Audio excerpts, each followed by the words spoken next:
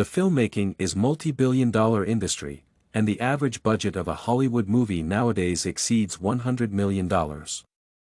When discussing a film, viewer mostly considers its plot, actors, and special effects, almost never thinking about advertisement and public relations. These components have crucial importance in modern industry, where hundreds of millions are at stake. Public relations accompany a movie at all stages of its production. In Hollywood, a budget of the PR campaign may be up to half of the total movie budget. Although, while PR is rarely considered by the general audience as an important component of the budget, a qualitative PR campaign can make a bad movie successful at the box office, but modern movie PR is usually streamlined and predictable. The marketing and PR team start their work even before the principal photography. During the pre-production, the PR management has to make a comprehensive plan of the campaign. They conduct research of the potential audience.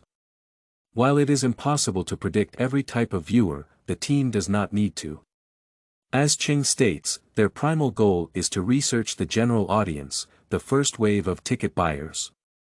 Along with identification of viewer base, the team starts to warm the audience interest with directors and cast's names, the movie's title and other basic information about the final product, and observes the potential viewer's reaction. The PR and filmmaking teams should create a marketing plan together.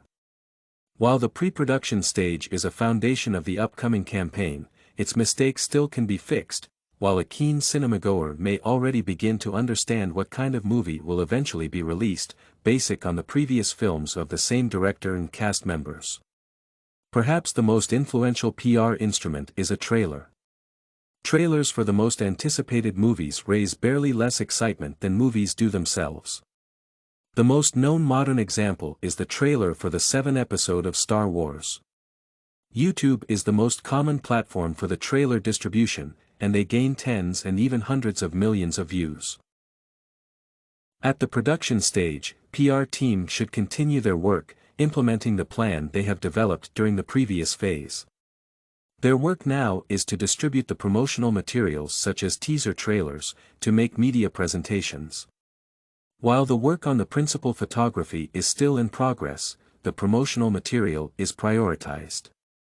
The advertisement and PR team also develops a press kit that contains actors' photographs and biographies, an outline of the movie's plot, etc. During this stage, the primary goal of the PR team is to warm the audience up, not telling so much. While the media has access to press materials, ordinary viewers should be satisfied with teaser trailers, first posters, and some photos. Once the movie enters the stage of post-production, it is time for a media screening. Critics' recommendations and opinions may be vital for a film, depending on its target audience and genre. In the Internet, reviews are aggregated on the sites like Metacritic and Rotten Tomatoes. The high average score is a mark of quality for cinemagoers. It is worth noting that different categories of viewers are influenced by different critics. Prestigious print magazines and newspapers do not mean much for the younger audience, as they tend to trust television or YouTube reviews. The latter, in general, become more and more influential. Independent critics are sometimes listed below the traditional media. Media persons are controlled by the PR group after the screening. They should give their reviews to the world just before the premiere in order to raise the excitement. Obviously, the black PR is a PR too, thus devastating reviews may provoke moviegoers the same way as praising ones. Some films are not displayed before the premiere at all. It is called a cold opening. Sometimes it is justified, but in most cases should be avoided.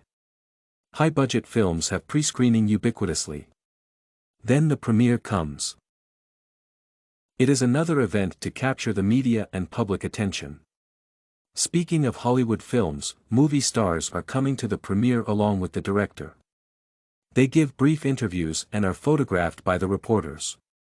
In some cases, a premiere tour takes place, and the same event on a smaller scale occurs in several countries. In terms of commercial success, one of the most important milestones for a high-budget movie is not the premiere itself, but the opening weekend.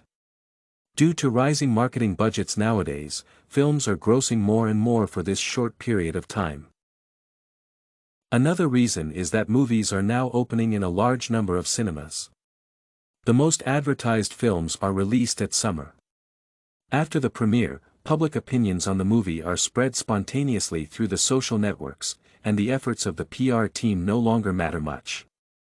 A movie or its star may be nominated on some prestigious reward, raising the public interest once again.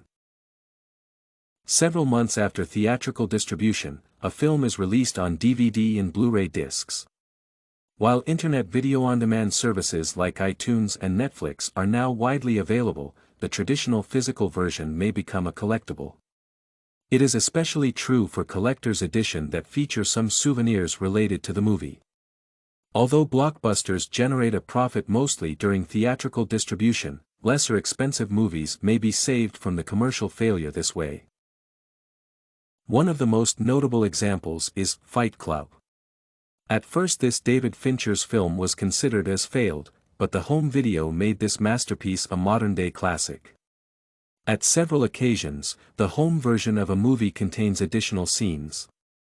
It may be a few minutes, the director or the editor considered unnecessary, though sometimes the director's cut is significantly longer. In my opinion, modern film industry, at least in Hollywood, is too predictable and uses the same patterns both in the movie and in its advertisement again and again. The limited color scheme of the posters has already been a topic for jokes, trailers have the similar music and so on. It is also unfortunate that several movies have suffered from the producer's willfulness. The not-so-recent, yet important example of this is Blade Runner. The theatrical version of this Philip Dick adaptation was a catastrophe, while the following re-release became a cult. In order to expand an audience, movies on adult themes are edited to be suitable for a lower age rating. Some movies require a relatively high budget, but they are not suitable for the general auditory, and PR have nothing to do with it.